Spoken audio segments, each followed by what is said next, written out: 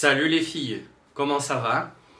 Esse é o primeiro dos dois vídeos que eu falei para vocês que ia gravar como forma de reposição de aula das 2 semanas que eu estive de atestado médico.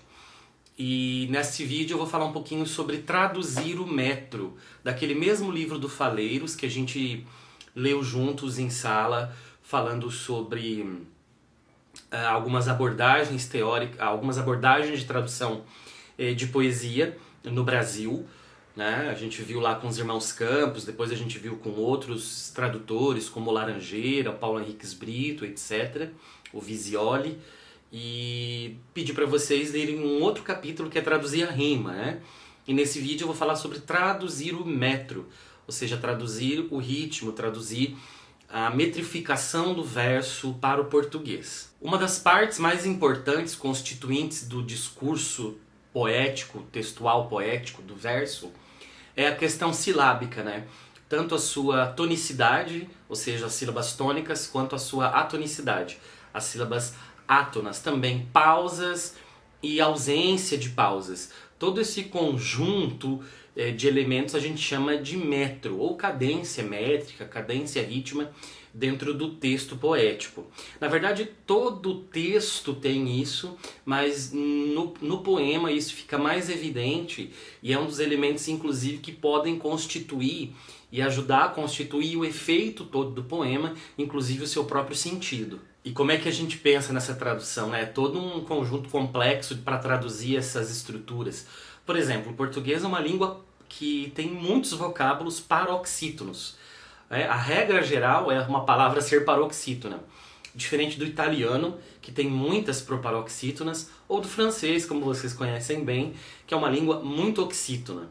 Então é todo um trabalho bem complexo para traduzir o metro. Como vocês já estudaram e eu também exemplifiquei na última aula, a contagem silábica dos versos, elas seguem um sistema métrico específico. É um sistema, gente, que na verdade é oriundo da França. Tá? É uma maneira francesa de se fazer a contagem, de você contar até a última sílaba tônica. O verso que sobra pós-sílaba tônica, né? A sílaba que sobra pós-sílaba tônica, né? é uma sílaba que é descartada, ela é supranumeral, é assim que a gente chama, né? Surnuméraire, e ela não é contada, né? Então é uma sílaba a mais pensando na questão melódica e rítmica, né? Então é por isso que a gente não conta essa sílaba. Só que a gente tem que tomar cuidado porque no francês, como a maioria das palavras são oxítonas, então a gente conta quase sempre até a última. Em português, não. Em português, a maioria é paroxítona. Então, pensando nisso, a gente tem que ter uma escolha vocabular, uma escolha lexical muito específica, né? E em francês é interessante que a única vogal que é átona em francês é o E. Vocês podem ver que, por exemplo, se a gente falar radio, o radio vai ser mais forte, é uma vogal tônica, né? Agora, se a gente fala, por exemplo, chaise, fenêtre, e essa última sílaba é átona, né? Então a gente não tem sílaba, não é uma palavra oxítona, é uma palavra paroxítona em francês, porque na verdade terminou em E. E quando em francês termina com esse E, a gente chama de sílaba ou de verso feminino, e quando é tônico no final, é oxítono, a gente chama de masculino. Mas o autor vai desenvolver aqui dizendo que nem sempre em português foi assim. Existe todo um tratado de divisão silábica e de contagem silábica poética que remonta ao século XIX, e a partir daí que a gente adota esse sistema, né? Mas um dos autores citados no texto, que é o Castilho, ele diz que anteriormente era feito de maneira diferente essa contagem, né? Era meio que adotado um sistema espanhol, que também tem muitas paroxítonas como em português. Então a contagem era era, na verdade, contar uma mais para oxítonas, contar normais para paroxítonas e uma menos para proparoxítonas. Era uma matemática um pouco diferente do que a gente usa hoje. Por que isso? Porque o sistema francês, é óbvio que eles vão contar até a última tônica, porque é um sistema de oxítonas. Já um sistema luso-hispânico, digamos assim, deveria seguir, como o espanhol segue, né? Adaptar, então, já que são línguas muito paroxítonas, pegando o espanhol também, uma língua paroxítona,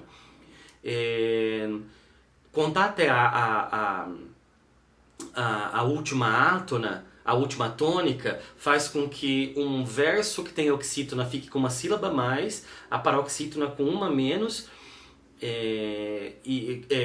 na verdade uma menos não, uma normal, e a proparoxítona com uma a menos. Então, como é que você adapta isso, né, dentro do discurso textual poético? O Bandeira diz, inclusive, que ele defende esse retorno, né, porque a musicalidade do português, o retorno a esse tipo de contagem silábica, porque o retorno de português dá toda uma cadência muito legal, que é o verso numa crescente, e você chega na última tônica, e aí você desce para a átona, que dá essa sensação de língua cantada, né? A gente no Brasil tem mania de... é meio comum a gente falar, né, que o italiano é uma língua cantada, mas, por exemplo, para os italianos, isso eu tive experiência lá em Roma, os italianos acham que o nosso português é cantado. Por quê? Justamente por causa dessa rítmica, de você chegar numa tônica e depois terminar o verso, caber o verso, terminar tranquilamente com uma átona, como se você encaminhasse para o final, como se fosse mesmo uma música que vá, sabe aquelas músicas que vão terminando devagarinho, vão diminuindo o volume? E é mais ou menos assim, você chega a explodir numa tônica e você cai para uma átona. Por isso que alguns defendem, inclusive, a volta desse sistema de contagem do verso, do metro, até a última sílaba do verso, inclusive sílabas átonas. E aí o autor apresenta também mais algumas discussões, né? Um dos autores aí que ele cita vai dizer, inclusive, que o Camões ele nem escreveu os Lusíadas em decassílabos, mas em endecassílabos, respeitando um sistema vigorante na época, né? É uma afirmação bastante polêmica. Aí vai falar do galego-português, vai voltar até a Idade Média, e vai dizer que não, que já era feito assim com sílabas tônicas lá atrás, etc. Então, ele vai apresentar esse jogo de concordância e discordância entre os autores para falar da construção do sistema métrico. E aí ele vai entrar especificamente na tradução do verso alexandrino francês. Ele vai explicar que é um poema sobre a vida do Alexandre o Grande, feito em octossílabos na língua provençal, na Idade Média, que séculos depois foi passado para o francês, e dentro dessa métrica octassílaba do provençal só foi possível encontrar e fazer as correspondências na tradução adotando 12 versos, 12 sílabas poéticas nos versos para o francês da tradução desse poema sobre a vida de Alexandre o Grande. Então é por isso que é chamado de verso alexandrino. Ele desde a Idade Média existe, mas é só lá no século XVI que ele vai disputar e brigar com o decassílabo. Gente, o verso decassílabo, de 10 sílabas poéticas, é o que predominou. Ele predominou, sobretudo nos sonetos, de modelo petrarquiano, o poeta itálico, o italiano, porque a Itália demora muito tempo para se formar, para se constituir como nação, mas da Península Itálica, ele cria esse sistema de versos decassílabos no soneto, 4 quartetos, 2 quartetos e 2 tercetos, Então, 10 sílabas poéticas ele chama de decassílabo, e esse modelo é chamado de doce estilo novo, inclusive, e se expandiu pela Europa e ficou consagrado. Daí, o verso alexandrino, que é um dodecassílabo, ou seja, tem 12 sílabas poéticas no verso, só entra nessa briga aí lá por volta do século XVI e é bastante consagrado no sistema francês. E ele vai explicar sobre como se dá essa acentuação no verso alexandrino. Ele vai dizer que Embora, né, há várias sílabas tônicas dentro do verso, ele vai ter como duas sílabas tônicas importantes, mais importantes dentro do verso para dar essa cadência rítmica, na sexta e na 12ª sílabas poéticas. E quando é necessário, faz-se uma elisão de um E, né, com uma outra tônica, porque a gente sabe que se terminar uma palavra com um E, é aquela sílaba hiátona, né?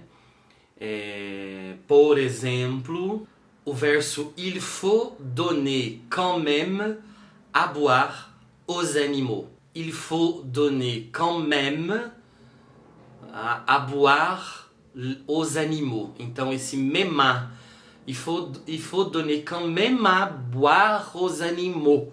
Então são essas duas sílabas. Mema, de meme à boire, né? Então mema, e animaux são as duas. Então são as duas grandes forças do verso, a sexta e a 12ª. Depois vai dizer que o Victor Hugo, só lá no século XIX, Victor Hugo escritor que escreveu Alexandrinos Românticos, na opinião do autor, dizendo que a acentuação para o Victor Hugo nos poemas não era necessariamente na sexta e na 12ª. Mas ele coloca outros dois potenciais aí, duas potenciais marcações de força, né? Seria na quarta, na sexta, na oitava e na 12ª. E aí ele dá um exemplo de um verso do Victor Hugo: Il faut scier son oncle à chemin entre deux planches. Il faut scier, scier son oncle à chemin entre deux planches.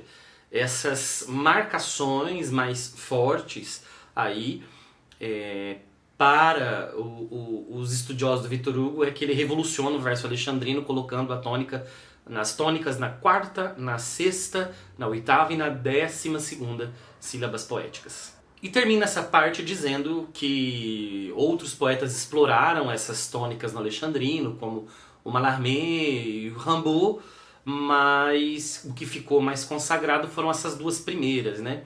Foi a clássica lá, quando surge o verso alexandrino, e depois a do Victor Hugo. Daí o autor, o Faleiros, ele passa a falar do alexandrino em português. Ele começa a ser usado também no século XIX no Brasil, respeitando essas cisuras, né, clássicas do 6 e 12, né, do português. Não era muito usado, depois foi expandido, muito bem usado pelos parnasianos no Brasil. Bilac mesmo fala em vários textos sobre como fazer um verso alexandrino francês, e o parnasianismo era um movimento literário brasileiro que pensava muito na arte pela arte, a beleza da estrutura, o poema pelo poema, a beleza da criação imagética daquele texto e o respeito às regras e às normas. Então Bilac era muito clássico nisso, então ele difundiu o verso alexandrino em português. Depois de algumas décadas, aí já chegando no modernismo brasileiro, outras pessoas exploraram o verso alexandrino de maneiras um pouco diferentes. Mas daí depois ele faz uma volta para falar lá atrás, dentro do português, e também usando o português de Portugal, de como esse alexandrino era organizado também. Então ele vai falar do espanhol, do português, em que podia chegar a organização desse alexandrino para adaptar o francês para o espanhol e para o português, que ele chegava a ser até um tetradecassílabo. Ou seja, chegava até ter 14, às vezes chegava a ter 13, às vezes 14. De 12 a 14, então era uma variante que acontecia para a estruturação dos alexandrinos de modelo francês adaptado, traduzido para o português arcaico, para o galego-português e para o espanhol. Então ele fala sobre a dificuldade de hoje em dia, como que a gente traduz, né, esse verso alexandrino, e que ambas das escolhas, manter, né, aumentar um alexandrino para um dodecassílabo, né, para tetradecassílabo, ou manter os 12, mas fazer outras escolhas lexicais que respeitem. É claro, aí é uma questão do tradutor, de como ele vai adaptar esse verso para o português, mas que fique bem clara a sua escolha, né, para que ela seja bem orientada ao longo do seu trabalho de tradução. Daí o autor passa a falar de um poeta específico, que é o Apollinaire, né, que é um poeta já moderno, francês. Na verdade, o Apollinaire não é francês, o Apollinaire é polonês, mas foi muito criança para a França e escreveu em francês. Nós já falamos do Apollinaire em aula. E no Caligrama e em outros livros e poemas dele, ele vai usar o verso alexandrino e vai respeitar esse clássico alexandrino 6/6, apesar dele ser moderno, mas justamente por ser moderno ele vai variar as tônicas do verso alexandrino dele. Então o autor vai passar aqui no texto algumas páginas falando da estrutura do Apollinaire, das possibilidades de tradução do verso do Apollinaire em português. E aí ele vai dar um exemplo de tradução. Ele vai pegar o poema original do Apollinaire, Anima, e vai traduzir em português. E eles estão, essa original e tradução, respectivamente nas páginas 84 e 85 do livro que eu passei em PDF para vocês. Se vocês tiverem curiosidade para cotejar, então, os dois textos, vocês podem procurar lá. E ele vai explicar lá, né? Eu também fiz a contagem dos versos aqui, das sílabas poéticas dos versos, deu 12 mesmo, ele conseguiu encaixar. E ele tentou manter a lógica clássica do Apollinaire, que é respeitar as tônicas mais fortes na sexta e na 12ª sílabas poéticas. Então estão lá na página 84 e 85 o texto original e a tradução em português, tentando respeitar esse sistema métrico. E aqui se encerra o primeiro vídeo, que estava mais ou menos na metade desse texto, gente. Eu vou deixar a outra aula para outra parte do texto, por quê? Esse texto realmente nós iríamos desenvolver em pelo menos 2 encontros, né? Então ele vai valer como 2 aulas. E porque ele muda completamente, né? Ele está falando de dodecassílabo e agora nesse texto ele vai falar de, na segunda parte do texto, ele vai falar de octossílabo. Então aí vai ser um pouquinho diferente, então eu vou deixar para uma outra aula e vai ser uma parte 2 disso aqui, ok? Então é isso. Até mais. Valeu.